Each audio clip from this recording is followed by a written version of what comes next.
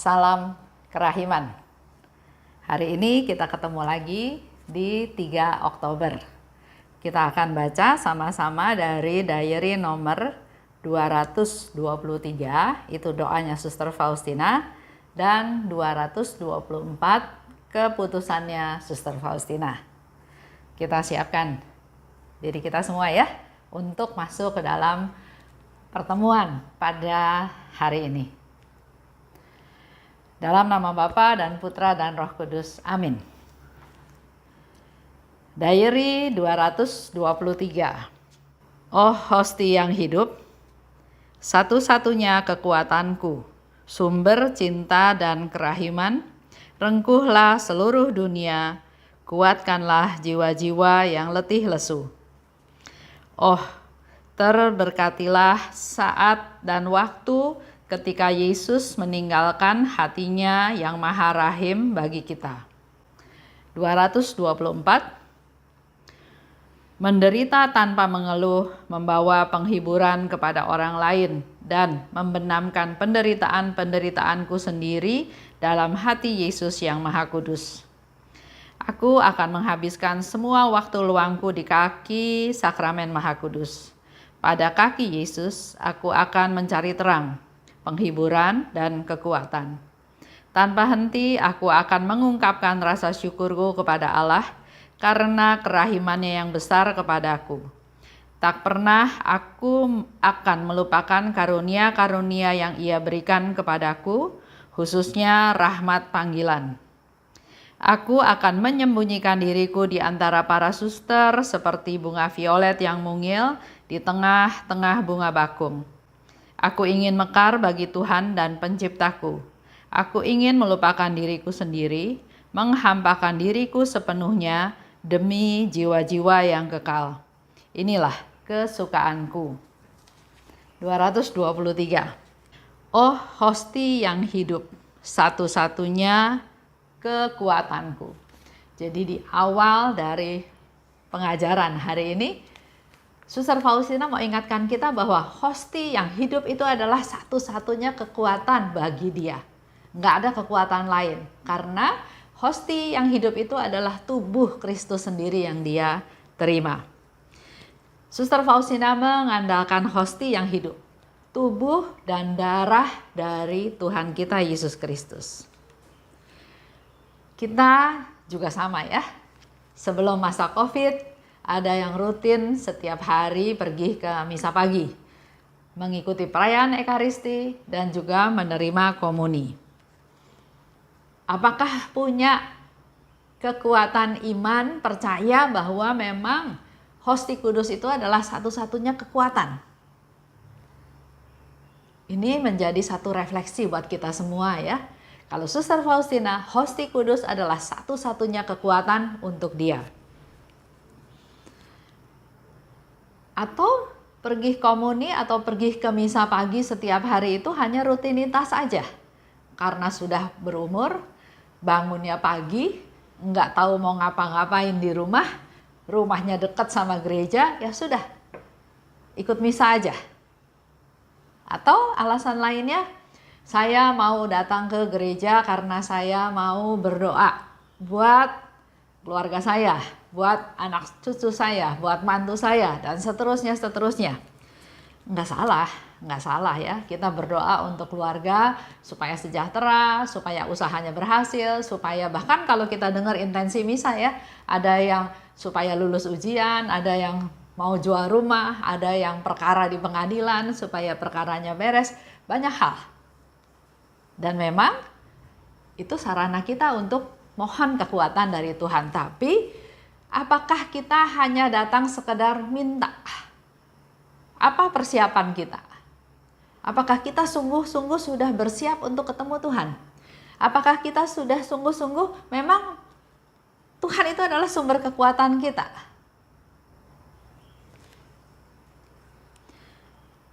Dalam masa COVID ini, lebih banyak lagi masalah yang ada ya. Ada yang di PHK, ada yang sakit, bahkan saya baru dengar beberapa hari yang lalu ada teman memberitahu bahwa suaminya meninggal. Harusnya masih muda.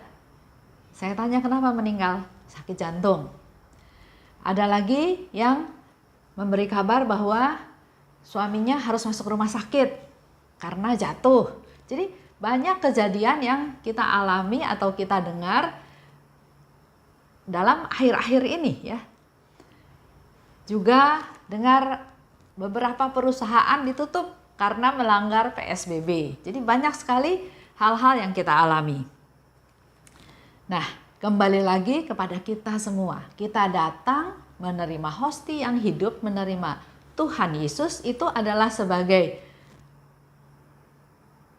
kita memang betul-betul mengandalkan Tuhan, atau hanya fokusnya ke diri sendiri aja. Tuhan, saya butuh ini, Tuhan kasih saya, Tuhan saya khawatir ini, Tuhan kasih saya. Sekarang Suster Faustina mau ngajar kita semua bahwa andalkan Tuhan. Tuhan adalah satu-satunya kekuatan. Hosti yang hidup juga menurut Suster Faustina adalah sebagai sumber cinta, sebagai kerahimannya Tuhan. Kita berdosa, kita datang pada Tuhan, kita menyambut tubuh Kristus. Tuhan, ampuni dosa-dosa saya.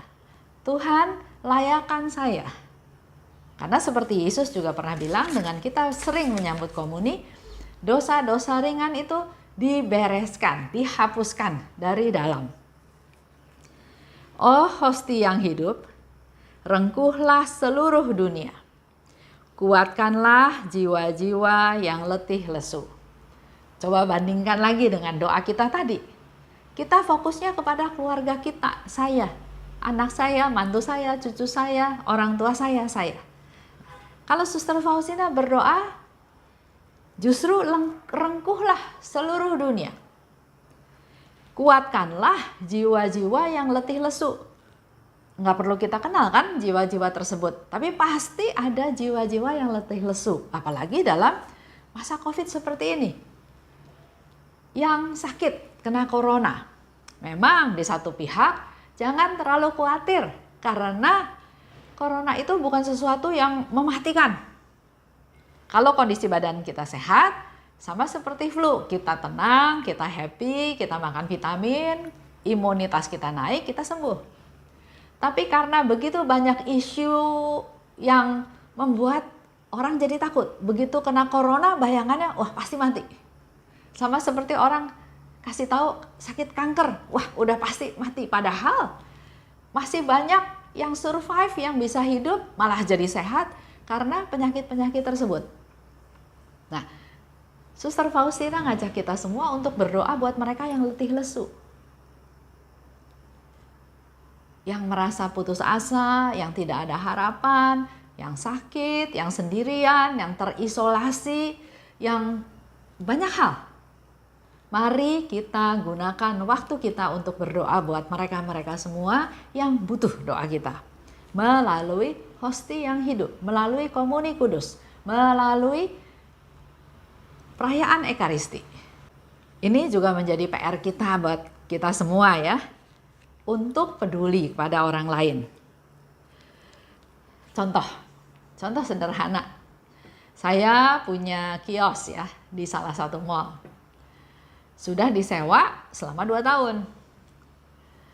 Tapi karena masa COVID seperti ini, maka si penyewa berusaha atau mohon supaya transaksinya dibatalkan. Padahal saya sudah terima uang sewa 2 tahun tersebut. Dia minta dibatalkan. Kalau dulu misalnya mereka ada masalah dibatalkan, buat saya nggak terlalu masalah karena saya tinggal cari penyewa lain. Tapi sekarang dengan membatalkan, apakah saya bisa cari penyewa lain? Belum tentu juga, karena mallnya pun sepi, mallnya pun barangkali sekarang ditutup karena peraturan PSBB dan lain-lain ya. Tapi di situ saya bilang sama agen, saya nggak mau batal. Uangnya udah saya dapat, resiko sekarang nggak bisa buka atau sepi, ya itu resiko penyewa ya, bukan resiko pemilik. Tapi di satu pihak, dia ada masalah dengan keuangannya, dengan kehidupannya. Sementara kalau bicara hak, saya nggak perlu kembalikan uangnya. Tapi dalam kasus ini, dalam kejadian ini, saya menganggap penyewa itu yang letih lesu, yang sedang mengalami kesusahan. Dan saya punya kemampuan untuk menolong dia. Jadi akhirnya saya bilang sama agennya, oke, kalau begitu transaksinya batal, ganti ruginya sesuai dengan apa yang dia harapkan, apa yang dia minta. Karena kalau tanya dari saya nggak mau rugi dalam tanda kutip ya. Tapi karena dia perlu, sejauh apa dia mau memberikan ganti rugi tersebut. Di situ kira-kira satu cerita di mana ya saya jadi rugi dalam tanda kutip karena uang sewa yang saya sudah terima harus saya kembalikan sebagian. Dan nggak ada satu jaminan bahwa unit itu akan kesewa lagi dalam waktu beberapa bulan atau mungkin dalam waktu setahun atau seperti apa, saya nggak ada gambaran ya. Tapi di situ saya merasa oke, orang ini harus dibantu dan saya bisa bantu. Jadi bukan soal hak dan kewajiban, bukan soal menang kalah, tapi kalau bisa bantu, ayo bantu. Itu sedikit cerita ya. Di situ Suster Faustina bilang lagi, kalau dia menderita, dia juga mau menderita tanpa mengeluh. Dia harus bisa menjadi pembawa penghiburan buat orang lain. Dan kesusahan dia, penderitaan dia mau benamkan hanya dalam hati Yesus saja. Itu yang dilakukan oleh Suster Faustina. Pada kaki Yesus, dia mencari terang. Dia mencari penghiburan dan dia mencari kekuatan. Di dalam adorasi, di dalam sakramen Maha Kudus. Suster Faustina menyembunyikan diri. Dia katakan seperti bunga violet kecil di tengah bunga bakung. Bunga bakung kita tahu ya, bunga bakung itu besar, bagus, indah. Nah, bunga violet ini tumbuh di antara atau di sekitar atau di antara bunga bakung tersebut. Violet kecil, enggak kelihatan. Suster Faustina mau dia hidup seperti bunga violet tersebut. Nggak usah kelihatan bagus, nggak usah kelihatan hebat ya. Tapi yang dia mau adalah hanya Tuhan, hanya mekar buat Tuhan. Dia mau orang melupakan dia, nggak usah peduliin dia. Dia bukan orang yang penting, dia bukan orang yang hebat.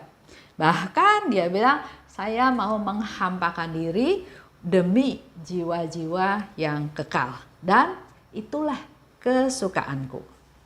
Nah, kita refleksi dengan diri kita, apa yang menjadi kesukaan kita?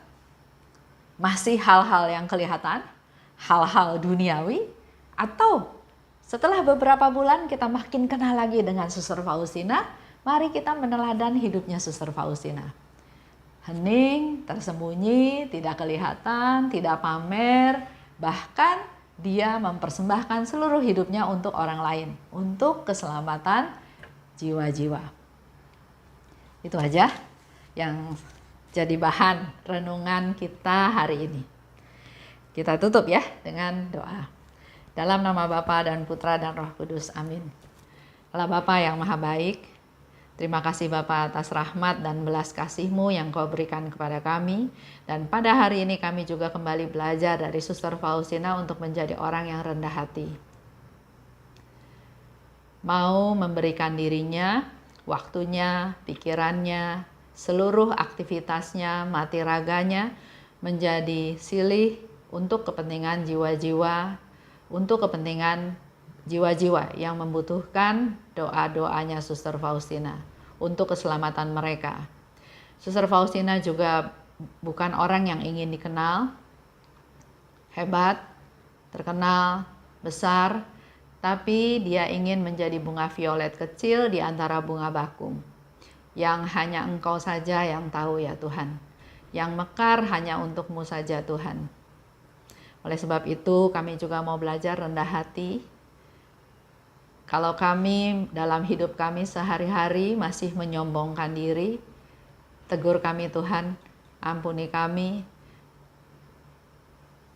karena segala hal yang kami lakukan tidak berkenan kepadamu. Biarlah kami juga belajar dari Suster Faustina bahwa kekuatannya adalah hanya mengandalkan hosti yang hidup. Ya Yesus, biarlah melalui tubuh dan darah yang Kau berikan kepada kami, yang Kau berikan kepada kami, yang kami sambut, dan mungkin pada saat ini kami sambut dalam komuni batin, Engkau bertahta dalam diri kami masing-masing ya Tuhan. Kuasailah kami, bertahtalah, merajalah dalam diri kami, agar apa yang kami pikirkan, kami katakan, kami lakukan adalah sesuai dengan kehendak-Mu. Terima kasih Yesus, dalam nama-Mu kami berdoa dan bersyukur. Amin. Dalam nama Bapa dan Putra dan Roh Kudus. Amin. Salam kerahiman.